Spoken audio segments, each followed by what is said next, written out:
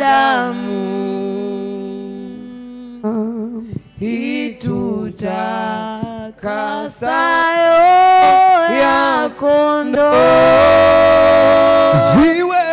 ziwe safi nguo nyeupe mno, umeoshwa kwa damu ya kondoo. Kuoshwa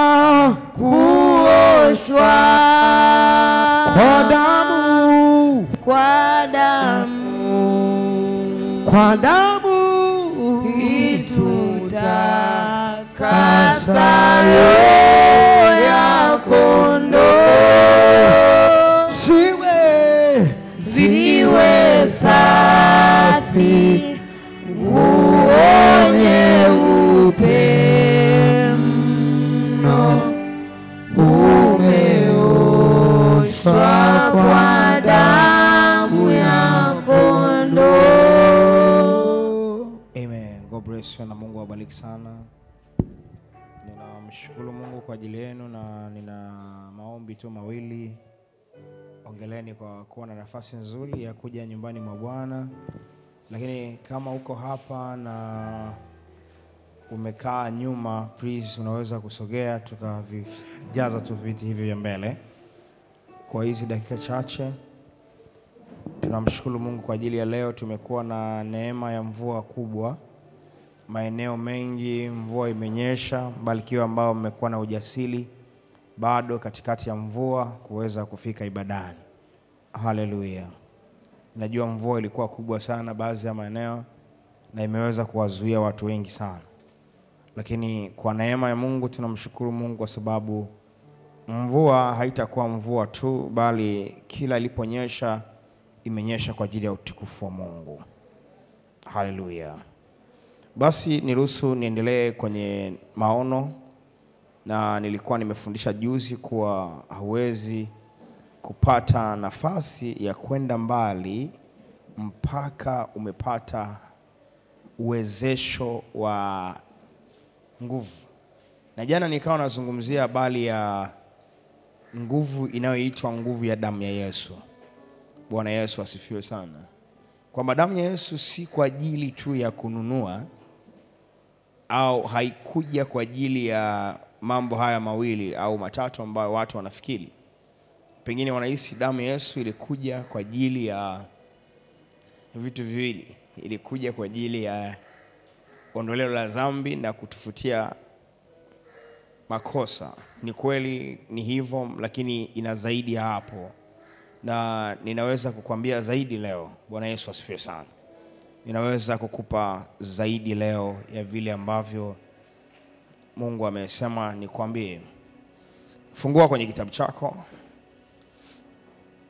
Ninaomba pia tuweze kusoma wote. Kama huko hapo, fungua kitabu chako ili tuweze kusoma kwa pamoja kabisa. Tufungue kwenye kile kitabu cha Kumbukumbu la Torati.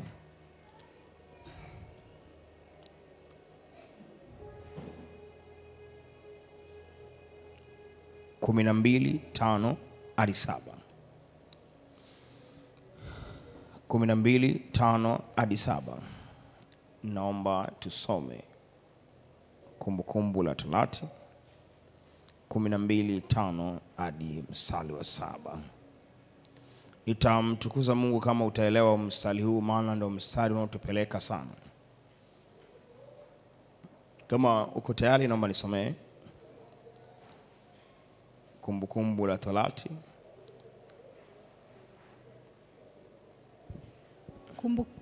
Kumbukumbu la Torati ndio 12:5 hadi 7 inasema lakini mahali atakapochagua Bwana Mungu wenu katika kabila zenu zote, apaweke jina lake, maana ni makao yake, elekezeni nyuso zenu hapo, nawe wende huko.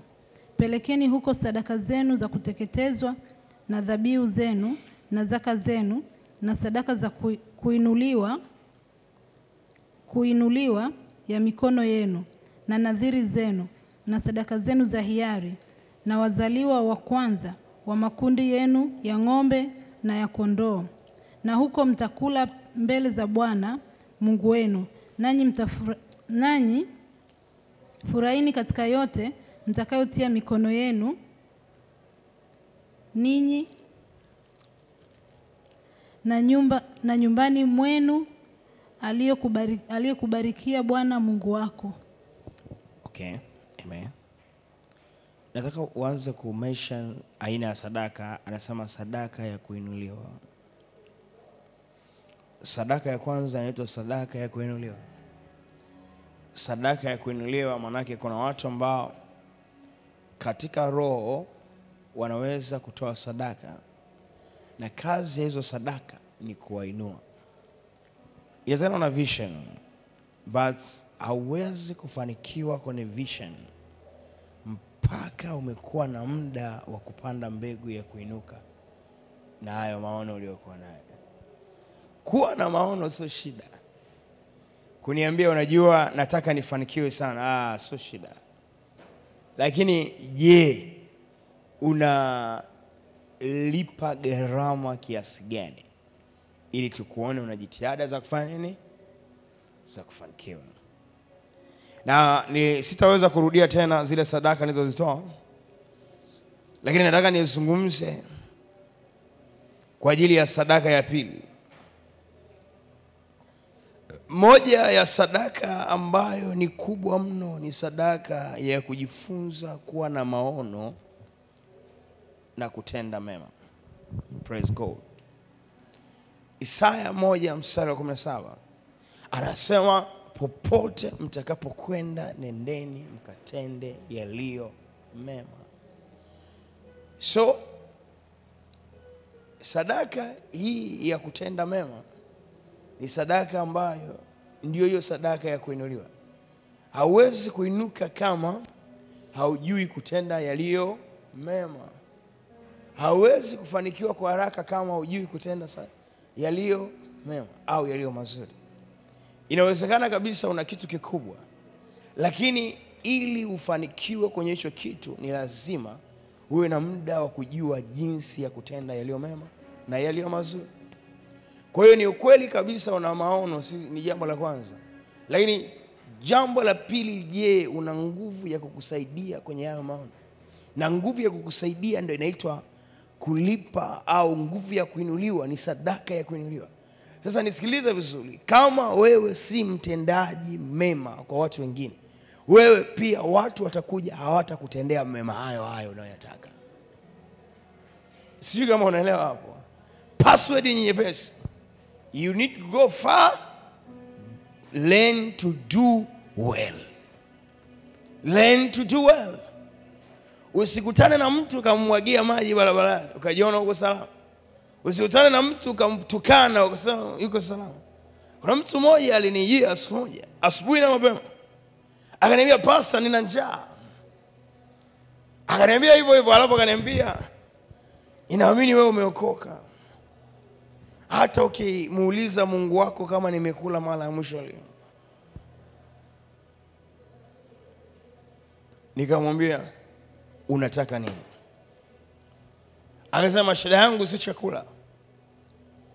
Ukinipa chakula nitakula, nitamaliza. Lakini nataka unifundishe nifanye nini?" Nikaona huyu jamaa hata nikimfundisha afu ana njaa hata nielewa. Nikamchukua nikampeleka mahali akala. Alivyokula akashiba. Nikamwambia, "Hebu sasa niambie, una mawazo gani?" "Unajua mimi pastor, naweza nikaweka matunda kwenye beseni nikauza. Naweza nikatengeneza vile vicontainer." Au nikaangalia kwamba mbona huyu jamaa kitu anachokisema kweli ni kitu kizuri. Alafu akihitaji mtaji mkubwa. Nikampa sika kwa majaribio. Nikampatia fedha kidogo. Nikamwambia, "Basi chukua hii fedha kafanya mtaji." Leo hii ninavyokuambia huyu mtu ni bilionea. Yaani yeye ni bilionea na ana hela kuliko hata ile hela niliyompa. Mimi nina access ya kupanda magari yake leo hii bila hata nauli. Silipi nauli kabisa kwenye magari yake. Pengine sasa nimesema tu anyway hapa nitoe sadaka. Lakini mimi nitaka kupanda gari yake zinazoenda huko nyumbani. Simpigii agent, nampigia simu yeye. Namwambia hivi, unajua na safari ya kwenda huko mtakuwa wangapi mchungaji? Tutakuwa 2 au 3. Basi nafasi za mbele ya kwanza, ya pili na ya tatu imeandaliwa kwa ajili yenu. Na hii ya 4 asikae mtu. Learn to do well. Kuna mzee mmoja nilikutana naye, ni marehemu sasa hivi, kule Songea.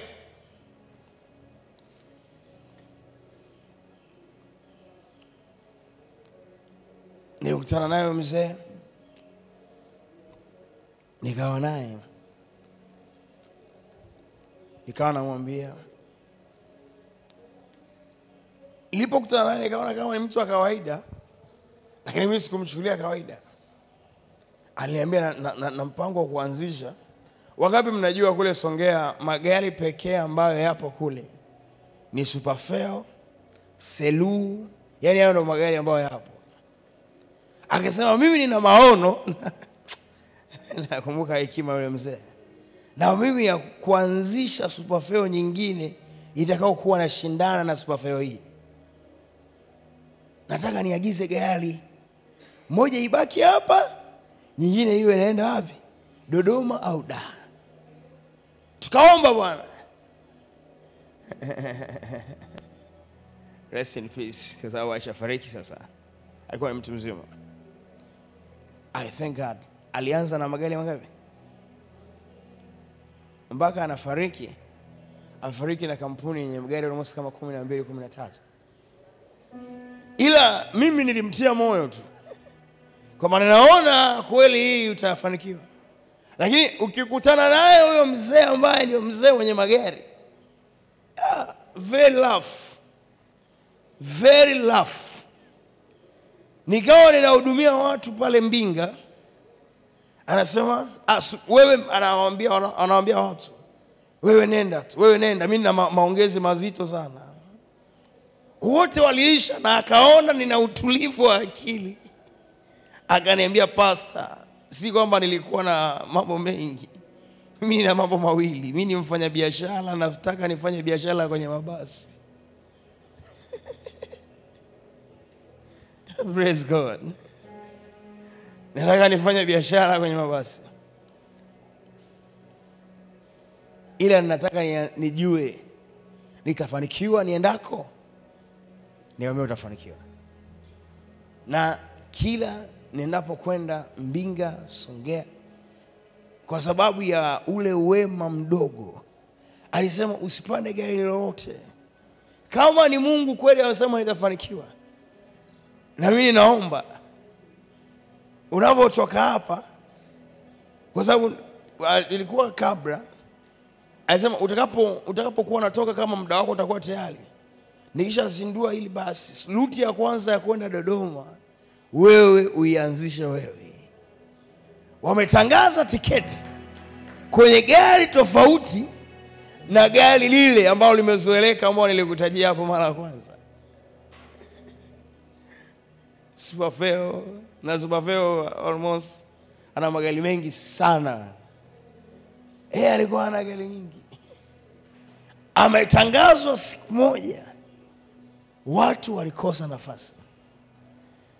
Alafu angalia, kwa sababu sasa ya neema na kibali Mungu alimpa, watu wakawa ni wengi, wakawa wanaenda kila siku wanaulizia ile gari mpya, wakitaja jina lile lingine. Sasa ile gari nyingine. Na ilikuwa inajitahidi kutembea sana kabla haijawa, ilikuwa inajitahidi sana kutembea. Bwana Yesu asifiwe sana.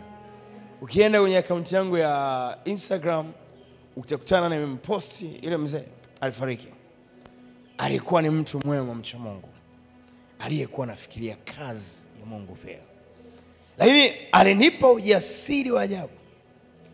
Nilimuuliza, kwa nini umefikiria kazi hii? Akasema, miaka kabla ya leo niliwahi kufanya hii kazi ila kwa mtu, ila nilijiamini kuwa naweza kufanya hii kazi, na mimi ninajiona nikifanya hii kazi. Nikamuuliza, unajua umejiandaaje? Je, uliwahi kulipa gharama? Sasa nilipa gharama. Sikuwahi kuwa mwizi nilipokuwa nikiwa na magari ya watu kama commissioner wa makondakta kwenye kampuni fulani. Sikuwahi. Bwana asifiwe. Na kweli Mungu alimsaidia yule mtu. Sasa jiulize wewe, una sadaka kiasi gani ya kutenda mema itakayo kusaidia kuinuka? Wema wako uko wingi kiasi gani? Tukiuchanganya tunaweza tukaumba kitu. Mimi hapa nilikwambia siri. Shuleni nimefanikiwa kwa neema sana za Mungu, kwa sababu nilikuwa nasoma Jumatatu, Jumanne, Jumatano nakuwa naumwa, Alhamisi naumwa, na Ijumaa siendi shule. Kwa hizi siku mbili, na mara nyingine nilikuwa nasoma mara 3 tu kwa mwaka. Yaani mara 3 kwa wiki. Lakini amini nakwambia, mimi nilikuwa mwanafunzi ambaye nilifaulu vizuri na nilifaulia shule ya kipaji inaitwa Kantaramba High School. Lakini nilikuwa sio kama na jitihada, ila wakati ninaenda shuleni nilikuwa nakutana na wale wabibi wamechoka, wambeba kuni. Haya bibi vipi? Pole. Mimi ni kidogo najua nimetoka shule nimechoka, na muda huo nasoma mbali. Nilikuwa namwambia, ninaomba nikusaidie. Nachukua, nakumbuka shule ya msingi tulikuwa navaa vikampura fulani hivi fupi. Kwa mimi ya kwangu ilikuwa ndefu kidogo, ilikuwa inaonekana amevuka magoti kwa chini. Huyo baba anasema, Mungu akubariki. Kumbe uko shule ya msingi. Naweza ndio, utafaulu.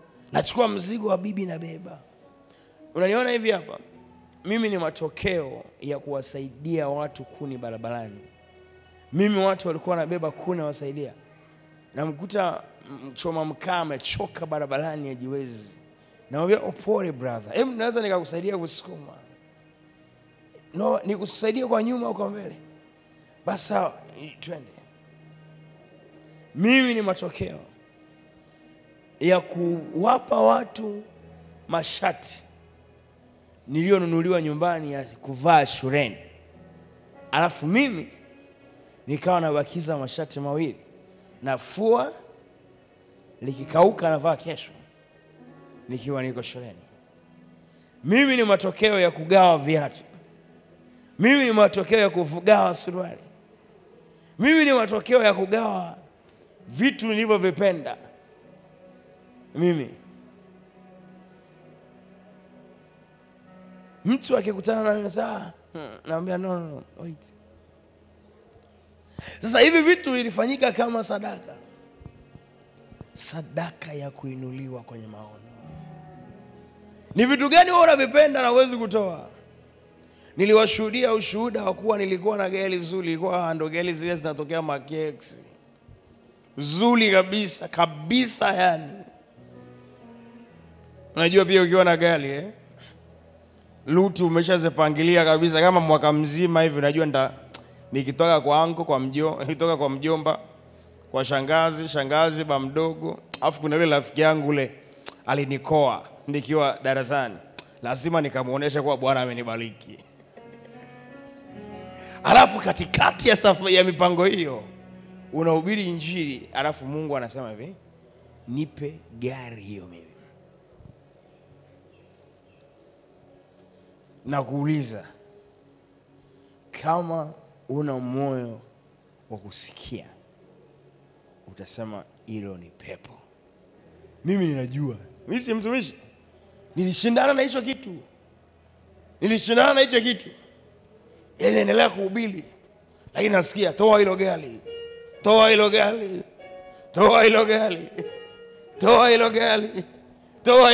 Sasa wewe Mungu bwana, toa hilo gari wewe bwana. Huku ndani nasikia toa hilo gari. Sasa basi bwana, acha niwe mtii. Bwana asifiwe. Mimi sina nimekupa. Na kweli nilivyotii. Unajua tu nini? Ukisoma mstari huo unaofuatia hapo anasema hivi, mtakula anasema hivi, nisomee hapo huyo Luka 1 anasema mtakapotii mtakula mema ya nchi. Nenda hapo kwenye Luka 1 pale mstari ngapi hapo? Anasema mtakula mema ya nchi mtakapotii. Kuna muda Mungu anataka kukupa, lakini utii wako ni sifuri. Umepaona tayari? Hiyo 10 na ngapi? Angalia hapo. 10 na ngapi? Aya, soma hapo. Isaya 1:19 inasema inasema, kama mkikubali na kutii mtakula mema ya nchi. Kama mkikubali na kutii ndio mnakula. Bali kama mkikataa na kuasi, kama mkikataa na kumwasi, mtaangamizwa kwa upanga. Mtaangamizwa. Sikiliza sasa. Toa gari Mungu wewe, gari tamu. Toa gari. Wewe Bwana Mungu. Hauoni. Bwana asifiwe. Mungu wewe hujui. Mtumishi wako, na nilikuwa naenda na maandiko, najua shetani pia mbaya. Akitaka umkosee Mungu, anakupa na maandiko ya kumkosea. Bwana asifiwe. Bwana asifiwe. Kuna watu wananitumiaga hela, wanasema mbona wewe jina lako hili la huku na la huku ni lingine? Mungu alinibadilisha jina kwa sababu alitaka nikae. Mungu aliniambia usipokubali, na hapa ngoja kidogo nimalizie hapa afu nitakuja kwenye issue ya jina na baraka. Nitawaambia leo. Biblia inasema mtapokubali na kutii mtakula mema nchi. Kinakuja, toa gari. Sasa Mungu wewe, gari. Ningekupa kitu kingine. Bwana asifiwe. Kamoga anasema toa, kananiambia toa gari. Wewe Mungu, si ungetaka kitu kingine? Nikupe basi simu. Unajua wenye namna ya kitu unachokipenda unatamani kukilinda. Praise God. Praise God.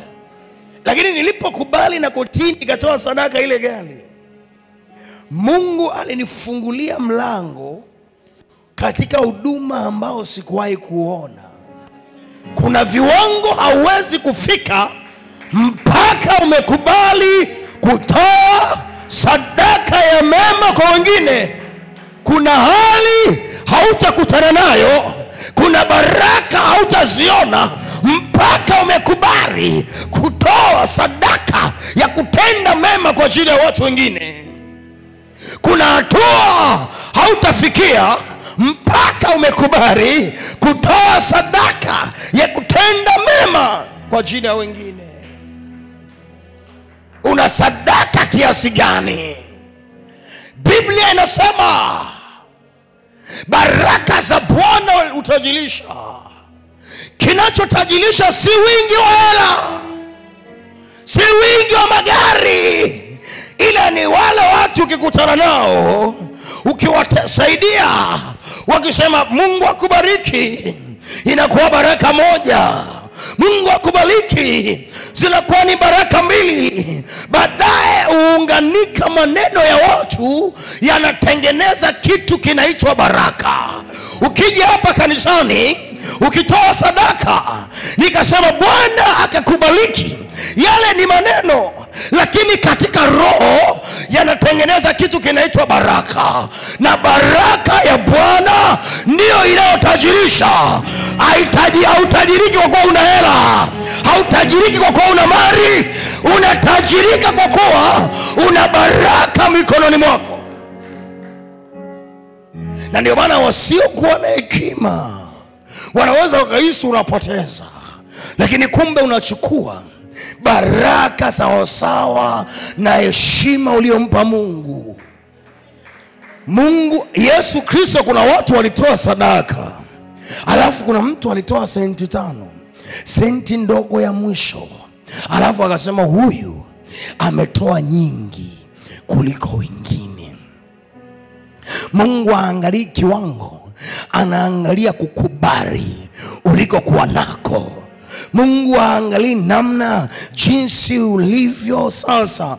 Usiogope kwa jinsi ulivyo, kwa sababu inawezekana jinsi ulivyo sadaka yako sasa hivi mapato yako ni shilingi 10,000. Usiogope kuona aibu kumtolea Bwana 1,000 katika zaka yako. Hakuna mtu, ndio maana unaona hekima ya Bwana tunakupa na bahasha. Tunajua sadaka ni siri. Sadaka si jambo la kutangaza, nataka nitoe fungu la 10 milioni. Hapana. Sadaka ni jambo la siri. Wengine tungekuambia sadaka tulizotoa hatukutakiwa hata kuwepo hapa mahali. Lakini kwa nini tuko hapa? Ni kwa sababu Mungu anasema mtapokubali na kutii. Kwa sababu nilimlisikia juzi na natoa ushuhuda. Milioni 15 zinakuja na Mungu anakuambia hii milioni 15 tunaichakata hivi. Hii itaenda kwa wajane, hii itaenda wapi, na mimi sikula hata 100. Wewe unao uwezo wa kuruhusu Mungu akupe milioni 15 halafu usitumie hata 100. Mungu anaenda na watu kwa viwango. Mungu anaenda na watu kwa viwango. Anakuamini kidogo kidogo. Kubali kuaminika na Mungu. Kubali kuaminika na Yesu. Sadaka kubwa inaitwa kutenda mema.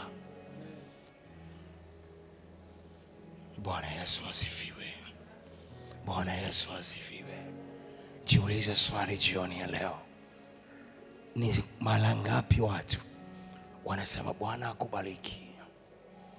Kumbe hata maskini wamekuwa maskini kwa sababu hawaambiwi Bwana akubariki. Siku moja nilikuwa napitia kwenye kipindi kigumu sana. Alafu nikaja nikakutana na mtu hana viatu. Alafu mimi na viatu. Nilisema ila mimi napitia kipindi kigumu, ila huyu jamaa. Nikasema Bwana Yesu asifiwe. Na ndio maana nakutaka nikushauri leo hii, nikupe kodi hii. Hata kama una hela mfukoni, oga vizuri, paka na manukato, anauza mama Adamu. Bwana Yesu asifiwe. Paka na manukato yako vizuri. Ukishapaka manukato, tembea hivi kwa watu, utavutia kwa watu. Umaskini na uchafu ni vitu vinavyofuatana.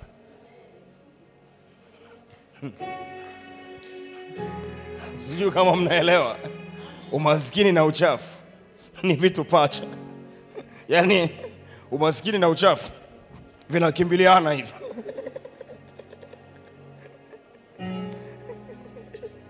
Bwana asifiwe. Hivi kwa mfano umevaa vizuri tu kama hivi, ni nani anajua hauna milioni benki? Mtikise jirani yako, mwambie hivi jinsi nilivyo unaweza ukaamini kwamba milioni 10 benki sina, lakini kesho kwa imani ninayo. Bwana Yesu asifiwe. Tuzungumze sasa kiwango kikubwa zaidi. Bwana Yesu asifiwe. Lakini mtu akikutana na wewe barabarani na ukiwa unaongea na watu, jitahidi Mungu alichomwambia Yeremia au alichomwambia Yoshua uwe nacho. Uwe na moyo wa ujasiri na ushujaa. Ukienda mbele za watu wenye hela na wewe una hela. Ukienda kwa watu ambao wasio kuwa nacho na wewe unakaa kwenye hiyo leo. Sio ukifika kwa watu wenye hela wewe ndio unajiona maskini.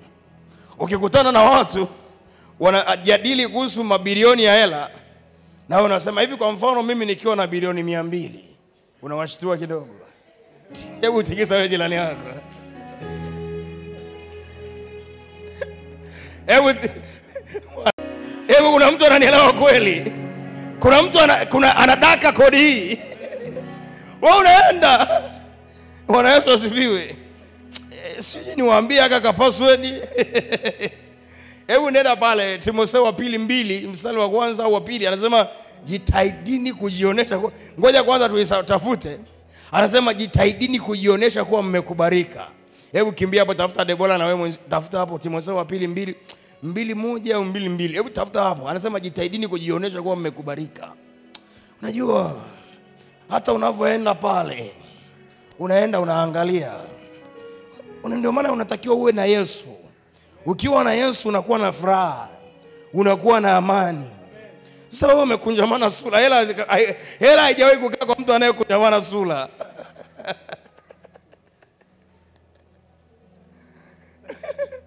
Moyo wa mtu bwana ukikunjamana na hela zimekunjamana. Maana sio kama nakutania hii. Misali inasema moyo wa mtu ndiko kunako zile chemichemi za uzima. Kwenye moyo wa mtu ndiko kunako chemichemi za nini? Sasa jiulize swali, umeipata hiyo? Ni ngapi? Timotheo wa pili 2:15 inasema. 2:15 inasemaje? Jitahidi kujionyesha kuwa umekubaliwa na Mungu. Subiri kwanza wewe, hebu niangalie mimi. Sijui vizuri. Hebu niangalie kwanza. Unajionyesha na wewe kuwa umekubalika. Bwana Yesu asifiwe. Wakiitwa na watu wenye hela na unasimama. Bwana Yesu asifiwe. Wakiitwa wenye, sijawahi kukuambia hii. Nilikuwa napeleka mtoto shule pale Fedha. Alafu mkuu akawa ananichukulia kawaida. Akaniambia sasa una sehemu ya akaniambia nataka nikupatie namba. Nikasema chukua business card yangu. Mimi ni mtu busy sana. Hakikisha unaandika email ili kunipata. Utanitumia hizo. Sasa kumbe huyu mtu yuko level zingine. Bwana asifiwe. Nikamwambia unajua hao wenzetu ngozi nyeupe kuna namna wanatushukulia poa. Nikamwambia hivi sasa jitahidi kwamba ukiniandika email na huwa nasoma email ya asubuhi. Bwana asifiwe sana. Kwa kama itakuwa ni asubuhi nitaangalia hayo maelezo ya mtoto wangu jinsi ya kuja kujiunga na hiyo shule. Sawa, okay. Asema huyu tayari hapa. Bwana Yesu asifiwe. Mwambie jirani yako unavyojiweka ndivyo jinsi utavyokuwa. Wewe unataka uwe wa mwisho tu. Na hata kanisani backbench, darasani ulikuwa backbench, na kwenye maisha na kwenyewe wewe.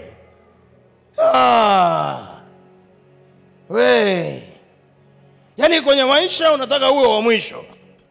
Mimi ndo nasindikiza wengine.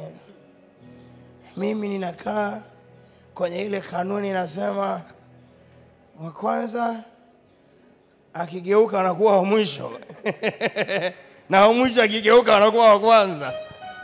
Ni kweli utakuwa wa kwanza ila kurudi nyuma.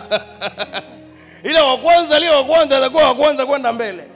Na wao leo wa mwisho wakisema wa mwisho geuka, utageuka lakini utaanza kurudi nyuma ulikotoka.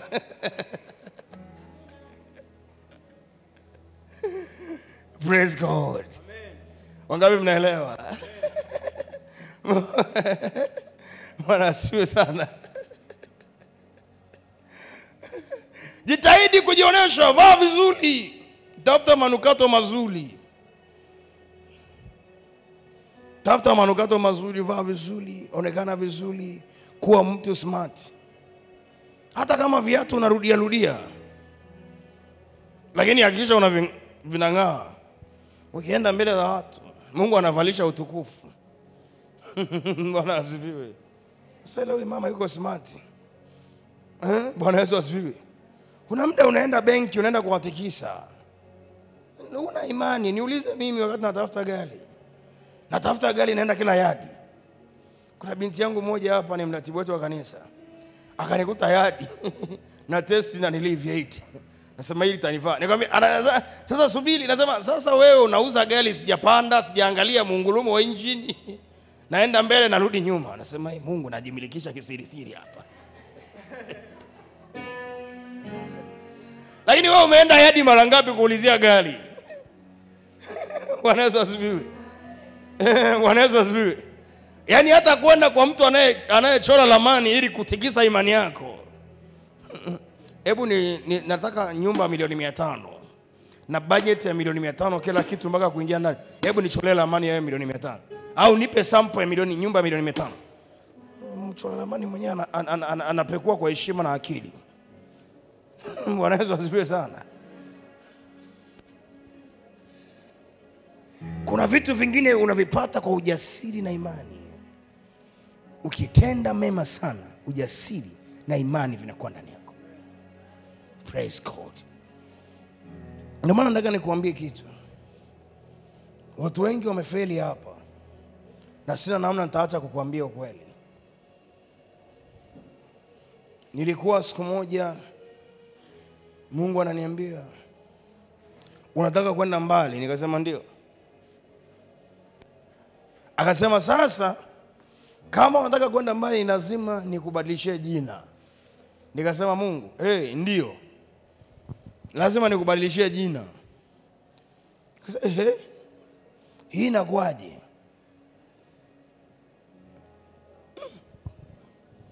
Akaniambia ni ukweli una jina zuri, lakini hili jina lako halitafanya utoboe pale. Nikasema Akasema kwa hiyo badilisha jina. Nikasema mimi majina ni mengi. Akaniambia sasa utaitwa Brighton. Nikasema ndugu zangu watanielewaje? Yaani hapa kimoyo moyo sasa. Watanielewaje?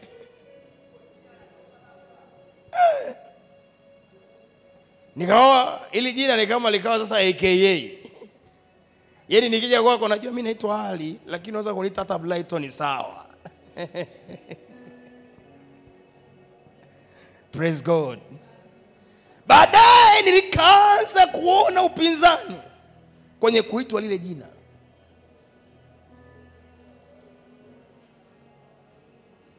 Unajua sisi nyumbani kwetu kuna wale wa Kristo na wale Waislamu. Kwa mimi nimezaliwa katikati ya Wakristo na Waislamu. Baada ya hapo nikasema kwa sababu jina la Kiislamu hili na mimi ni Mkristo. Mungu asema hapana, si kwa sababu ya jina la Kiislamu. Ni kwa sababu ya jina. Mtu aliyekupa ile jina yeye mwenyewe alimaanisha uitwe kama babu yako fulani fulani fulani. Sasa unajua bwana, unatakiwa utenda mema sana ili ubadilishwe jina. Au kama una jina la zamani lihamu. Tajiri kwa haraka anaitwa tajiri, na maskini ile kinachompa kuitwa tajiri ni baraka aliyobeba, ni aina ya nguvu aliyo invest. Praise God. Lakini jambo lingine, jiulize swali. Na je, jina lake au sifa zake kipi kinatangulia ukimwona tajiri? Jina. Sifa ni nyingi. Huo unamfahamu pengine hata kwa majina halisi ya mtu mwenye BM, yale magari. Unajiuliza huyu ni Baraka? Huyu ni nani? Au ni DBM mpiga picha? Bwana asifiwe sana. Yaani uelewi. Ila auelewi, ila unaona hizi mbona gari ni nyingi sana. Bwana Yesu asifiwe sana. Sasa kiukweli ni kwamba ni lazima ubadilishwe jina ukitaka kutembea kwenye maono makubwa. Yakobo aliitwa Yakobo, ila siku ameenda kulala Betheli, Luz akaitwa Israeli. Kwa kuwa alishindana na malaika. Alishindana na malaika na Mungu. Ogopa hilo jitu. Yaani linashindana mpaka na Mungu. Mungu hii lazima huyu. Ni kweli ni kwamba yule malaika alitakiwa kwenda mbinguni. Alikuwa wale walinzi. Malaika walinzi wa huko chini. Sasa muda wa kurudi mbingu inamtaka na Yakobo amemngangania. Wewe urudi mpaka unibariki. Bwana asifiwe. Haleluya. Kwa Yakobo anabadilishiwa jina na safari ya maisha yake inabadilika. Anaanza kutembea vizuri kwenye maono. Muulize Sarai. Alikuwa na jina zuri ila aliitwa Sarai, mama tasa. Abraham ila alipoitwa Ibrahim akawa ni baba wa mataifa mengi.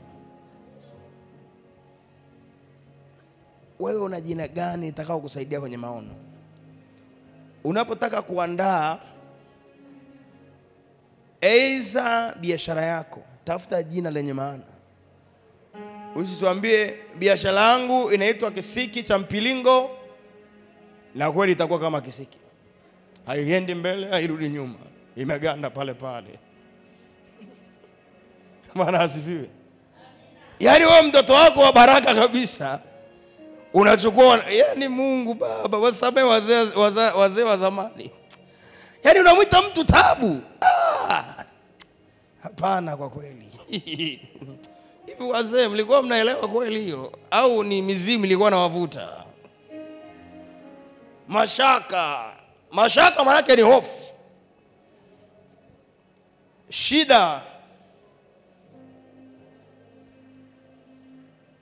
Sinasema kweli, msikasirike. Kuna mtu mmoja ni rafiki yangu anaitwa Mwanakufa.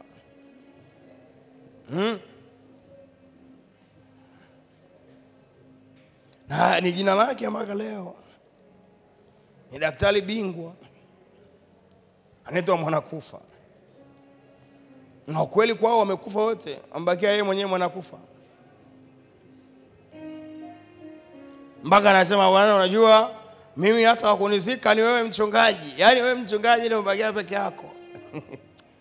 Sasa Mwanakufa anakuzikaje? Mimi ndugu yako. Yaani mimi wewe ndo ndugu yangu, tumesoma wote. Yaani anatafutiza undugu kwa kung'ang'aniza.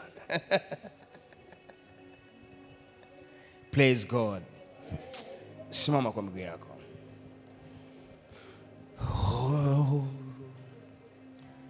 Hosana, Hosana, hallelujah.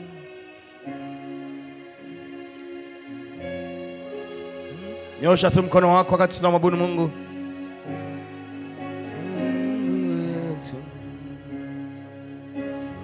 Hosana, Hosana, Hosana, iwe Mungu wetu. Hosana, Rama supelika palatamando. Hosana, Mante kupaleta. Hosana, Rina setepelu. Zekupari. ndiwe Mungu wetu. Ranama. Shetiria matopa. Rina materi. Hosana, Pasori. Pasuka. Retu. Seti. Kandoria. Zekepe. Nantekete. wetu. Yetoria. Hosana, Hosana, Ashite peligopa. Hosana, ndiwe Mungu wetu. Sema Bwana Yesu, Bwana Yesu, nimekuja mbele zako kuja mbele zako. Nimejua ya kuwa watu wengi ambao hawafanikiwi si kwa sababu hawana uwezo wa kufanikiwa, ila ni kwa sababu hawana baraka ya kuwapeleka mbele kwenye maono yao. Nami nimejua umesema kwenye neno lako